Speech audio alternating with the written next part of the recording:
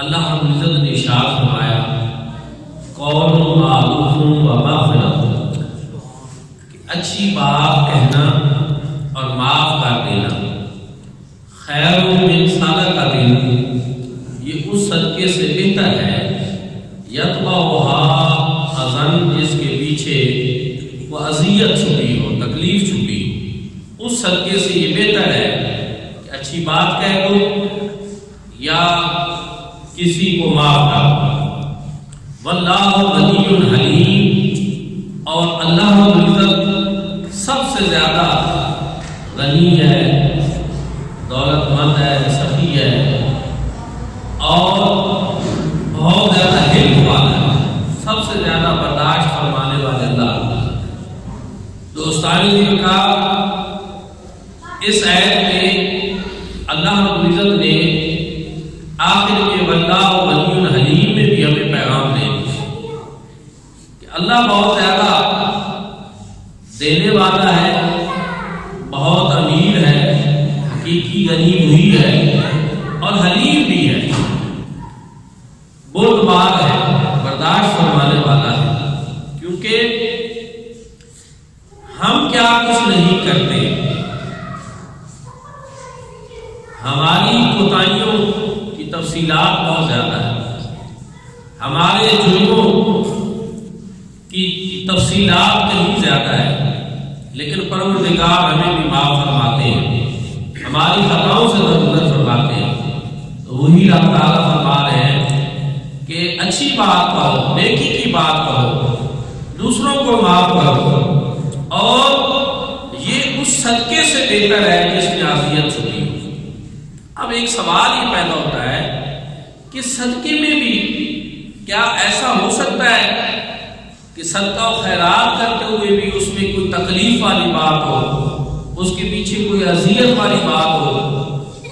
تو اگر آج ہم غور کریں تو ایسی بہت ساری چیزیں ہمارے معاشرے میں، ہمارے سوسائٹی میں دیکھنے کو ملتی ہیں۔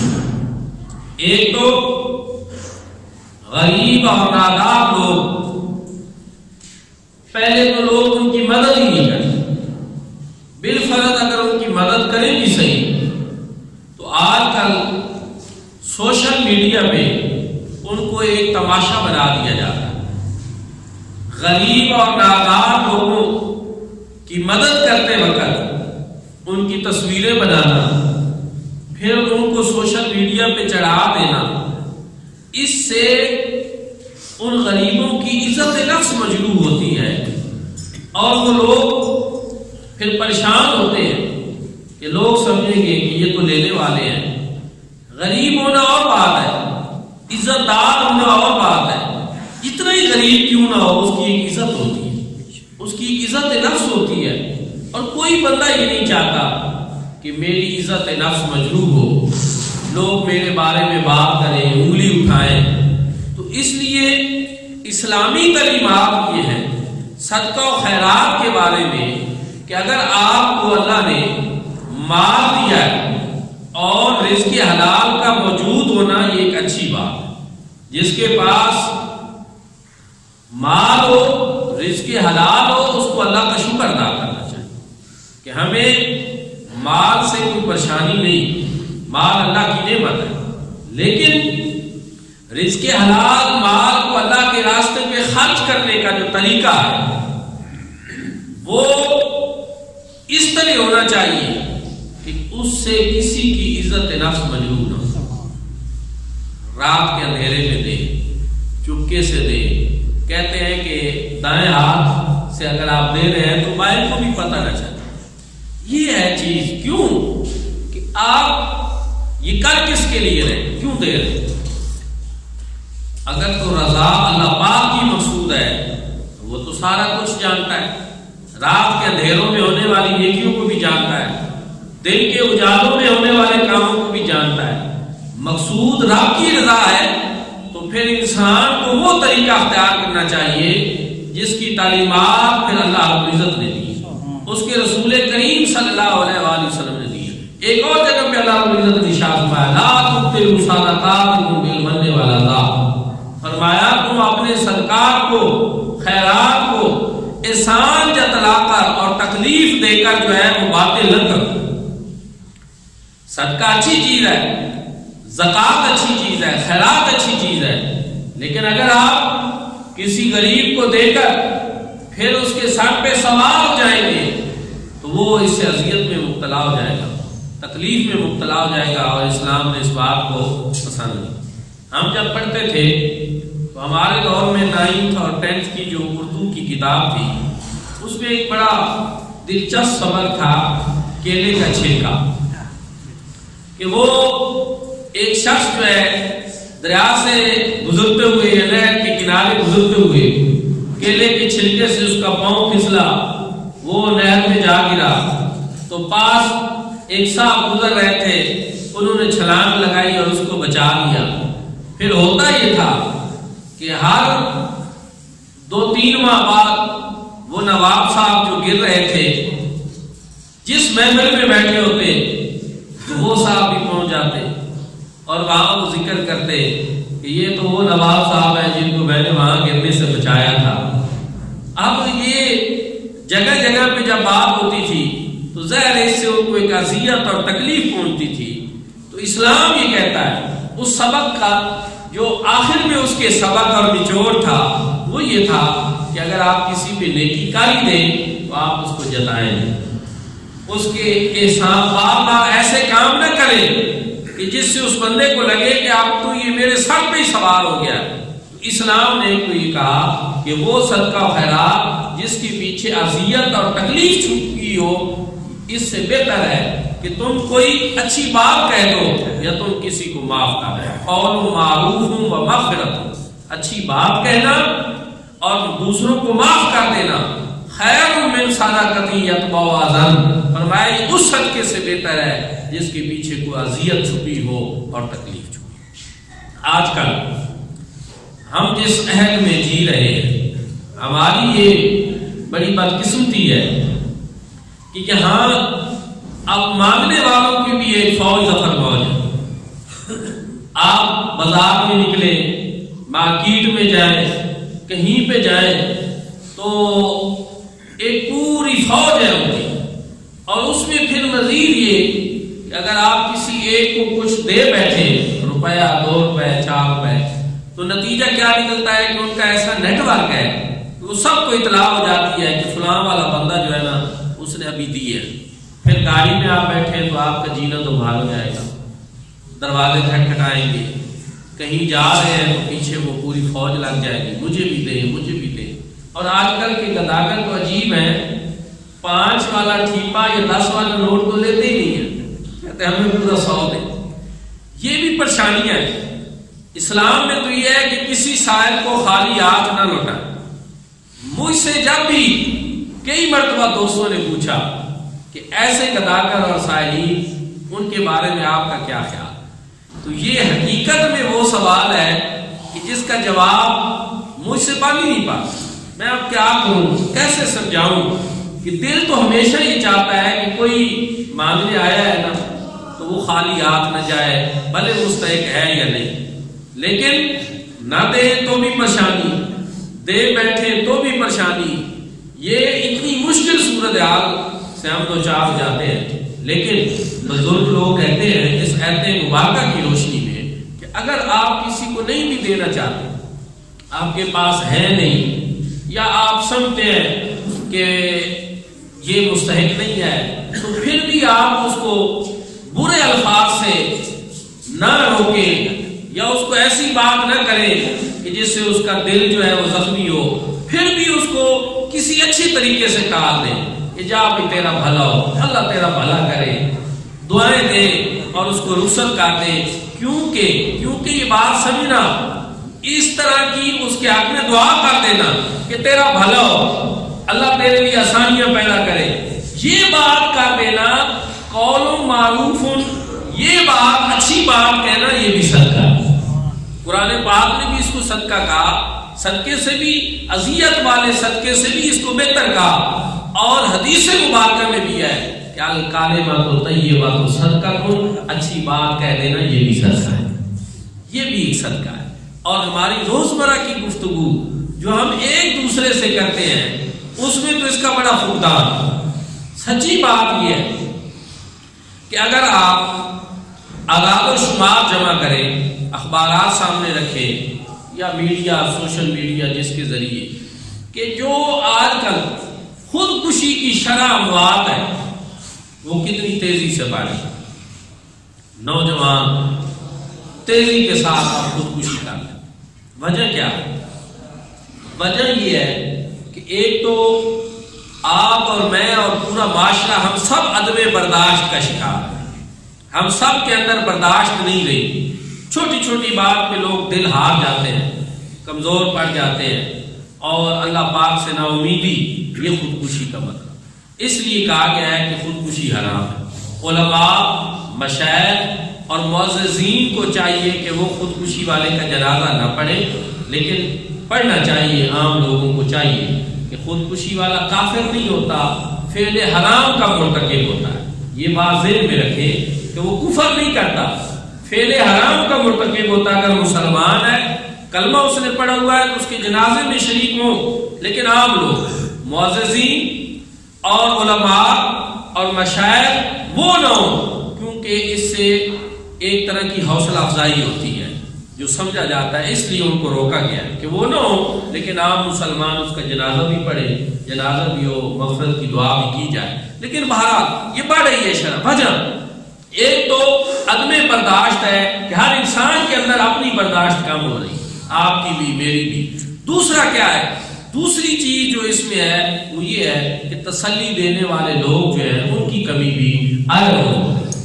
پہلے کیا ہوتا تھا، کسی کو کوئی تکلیف پہنچی، کسی کو کوئی دکھ پہنچا، کوئی پریشانی ہوئی، تو گھر میں باپ سے ذکر کیا، بھائی سے ذکر کیا، کسی اپنے سب سے قریبی دوست سے اپنی بات شیئر کی کہ یار مجھے یہ پریشانی لائق ہے، مجھے یہ مسئلہ ہے، تو لوگ آگے سے ہمارے معاشرے میں تسلی دیتے تھے، یار کوئی بات نہیں، آپ صبر کریں۔ کسی سے کوئی لڑائی جھگڑا ہوا تھا تو کہتے تھے کوئی نہیں، ذرا کام ٹھنڈا کرتے تھے، کوئی نہیں، ہو جاتا ہے، آپ ایسا نہ کریں۔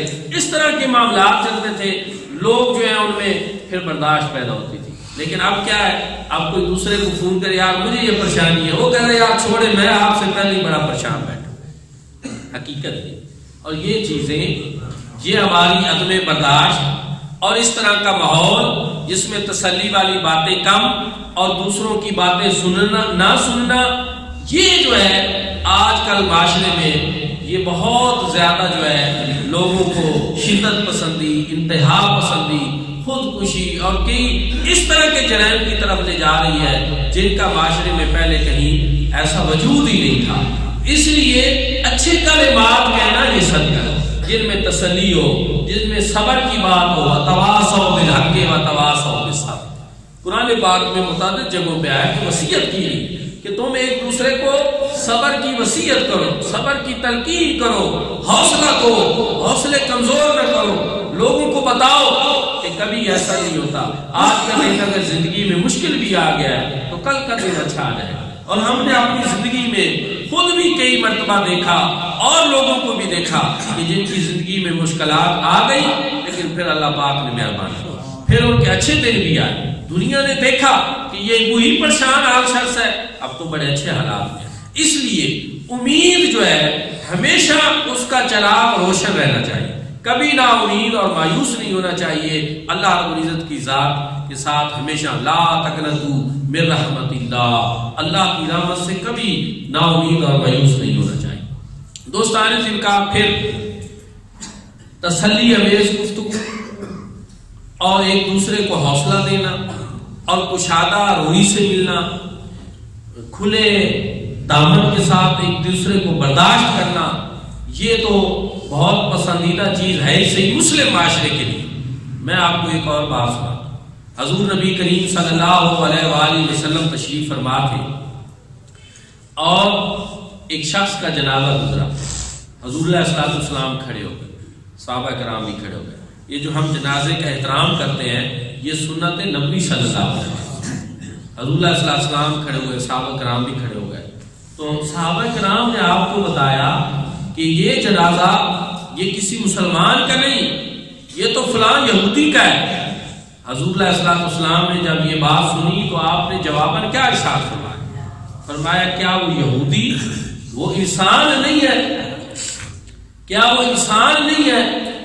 جب رسول اللہ صلی اللہ علیہ وسلم نے یہ فرمایا تو ایک پیغام دیا کہ ہم نے جنازے کا جو احترام کیا ہے یہ مسلمان ہونے کی بنیاد پہ نہیں بلکہ انسانیت کے ناطے کہ بھلے وہ یہودی صحیح لیکن ایک انسانی جان جو ہے اس کی ایک تکریم ہے، اس کی ایک حرمت ہے، اور وہ ضروری ہے کہ آپ دیکھیں کہ اس طرح حضور نبی کریم صلی اللہ علیہ وآلہ وسلم نے ہمیں پیغام دیا۔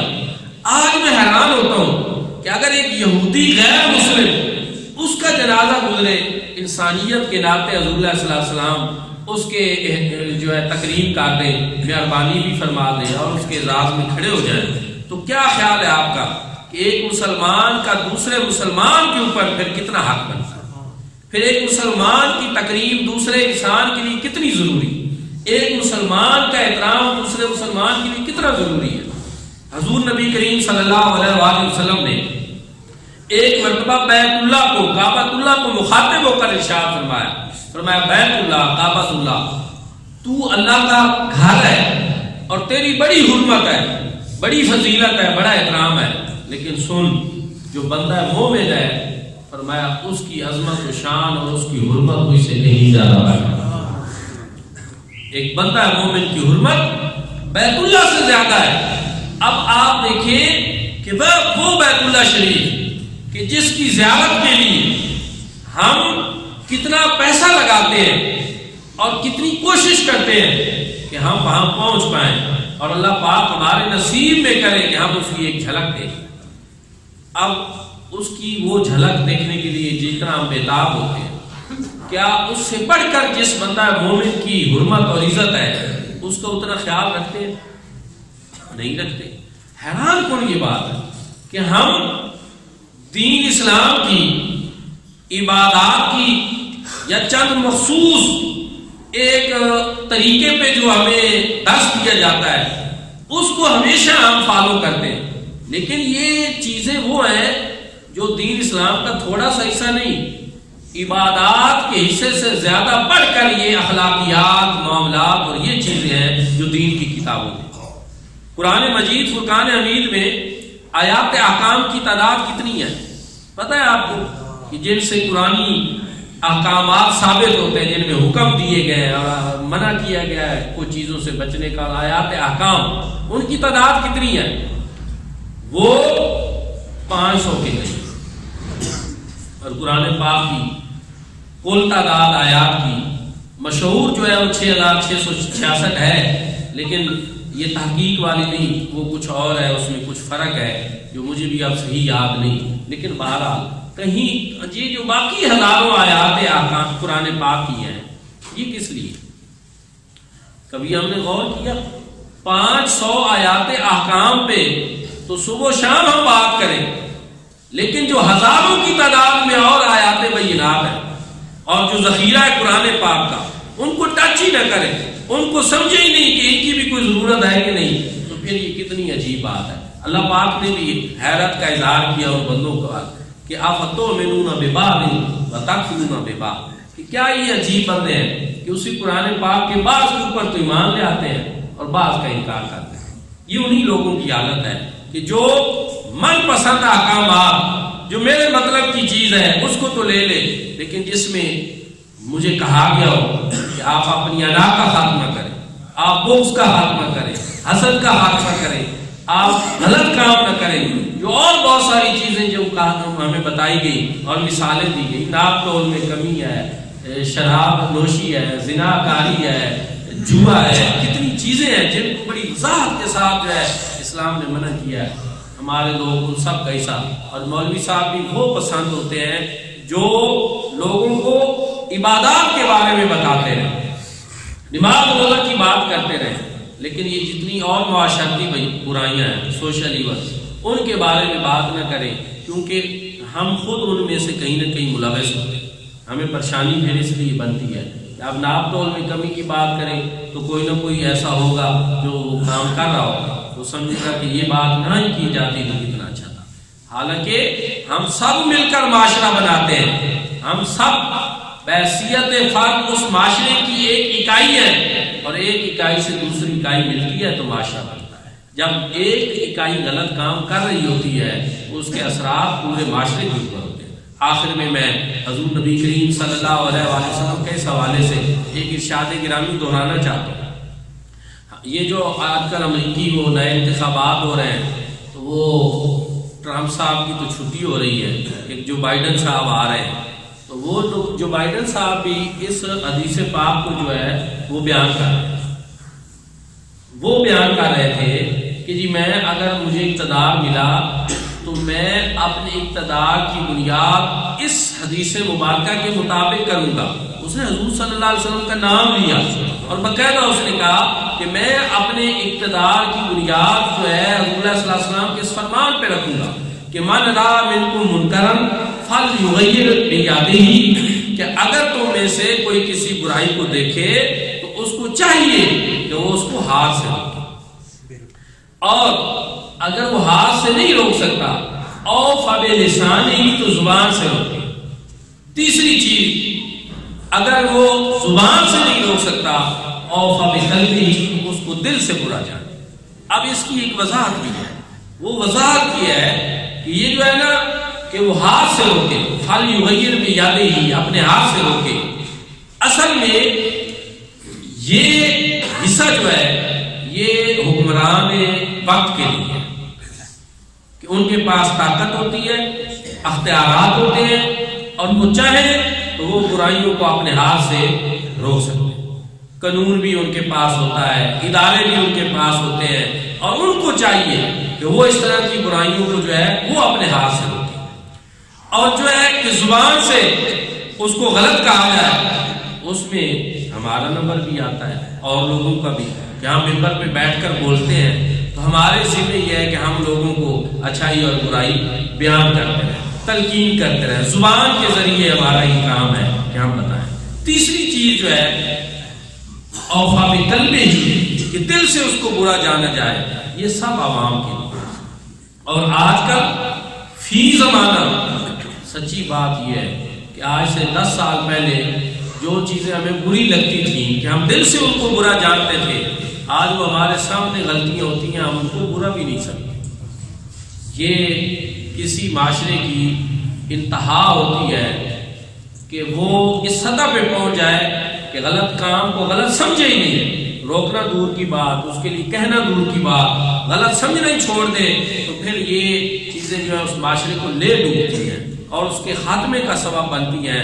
تو قومیں پہلے بھی جو ہے اگر پہلی قوموں والا ہمارا حال ہوتا تو اب کب سے ہم جو ہے یا ہمارے اوپر پتھروں کی بارش آ چکی ہوتی یا زمین کو الٹ دیا گیا ہوتا. یہ تو صرف حضور نبی کریم صلی اللہ علیہ وآلہ وسلم کی آمد کا صدقہ ہے کہ حضور اللہ صلی اللہ علیہ وسلم کی تشریف آوری کی وجہ سے ہمارے اوپر اس طرح کے عذاب نہیں آتے. لیکن وہ پہلی قوموں کی ساری برائیاں ہمیں موجود ہیں. قرآن پاک میں ان کو دوبارہ بیان کیوں کیا گیا؟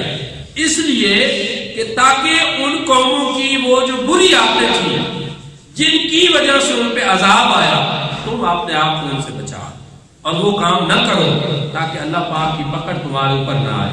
چلو اس دنیا میں ہمارے اوپر عذاب نہیں, اس کا کیا مطلب ہے کہ پوچھا ہی نہیں جائے گا, کوئی حساب و کتاب نہیں ہوگا. یہ ٹھیک ہے کہ اللہ پاک جس پہ مہربانی فرما دے اس کا حساب کتاب بھی نہ لے. حضور اللہ صلی اللہ علیہ وسلم جس کی شفاعت فرما دے چھٹکارا تو ہو جائے گا, لیکن پھر بھی اللہ رب العزت نے کچھ وعدے بھی فرما رکھے, انصاف کا حکم بھی فرما رکھا ہے. اس لیے ہم سب کو چاہیے کہ ہم صرف جو ہے یہ نہ سمجھیں کہ ایسے ہی ہم چھوٹ جائیں گے. ہمیں چاہیے کہ ہم امید اور خوف کی درمیانی کیفیت میں رہیں, جو ایمان کے لیے ضروری ہے کہ الایمان بین الخوف والرجاء, کہ ایمان جو ہے وہ امید اور خوف کی درمیانی کیفیت کا نام ہے. تو جہاں سے بات شروع ہوئی کہ قول و معروف و مغفرت, اچھی بات کہنا اور دوسروں کو معاف کر دینا, خیر من صدقۃ, یہ اس صدقے سے بہتر ہے یتبعھا اذً, جس کے پیچھے کیا چھپی ہوئی ہو, کوئی تکلیف چھپی, کوئی اذیت چھپی ہوئی ہو, تو اس سے یہ بہتر ہے. واللہ غنی حلیم, اور اللہ رب العزت سب سے زیادہ غنی بھی ہے اور سب سے زیادہ بردبار بھی ہے, برداشت فرمانے والا بھی. اللہ پاک ہمیں کتنا کچھ معاف فرماتا ہے.